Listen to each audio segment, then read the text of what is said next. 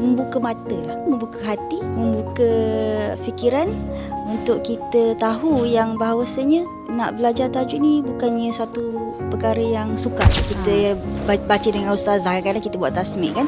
Bacaan ni tu betul dari segi panjang pendek, dari segi dengung ke tak dengung ke. Tapi cumanya kita tak faham apa yang kita baca satu, and then hukum-hukum apa yang bertemu antara huruf tu, itu yang jadi persoalan tu lah kat situ. Saya daripada pagi tadi, bila saya belajar hukum tajwid tu lagi clear. Jadi sebelum ni macam kita dah faham, tapi kita tak boleh nak perjelaskan. Tapi sekarang ni bila kita belajar dengan jari tajwid ni sendiri, dengan adanya bahan bantu mengajar tu, dia visualisekan untuk pembelajaran tu, pemahaman kita tu. And then sebab sebelum ni kalau kita belajar memang just tulis je. Ustaz cakap okay, this one hukum ni iqlab mim bertemu dengan ba, macam tu lah kan.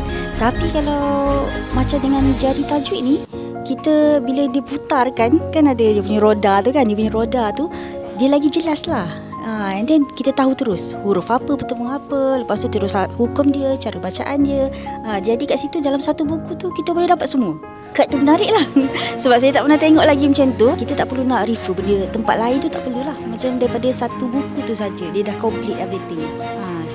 Dan sebenarnya nak belajar sesuatu tu perlukan kefahaman, dan jika berguru dengan guru yang betul, insyaAllah ilmu yang kita nak pelajari tu akan menjadi mudah. Itu yang saya dapat daripada jari tajwid lah. Jadi saya rasa macam memang sangat berbaloi lah untuk 8 jam tu. Jadi tak ada masalah lah untuk belajar tu.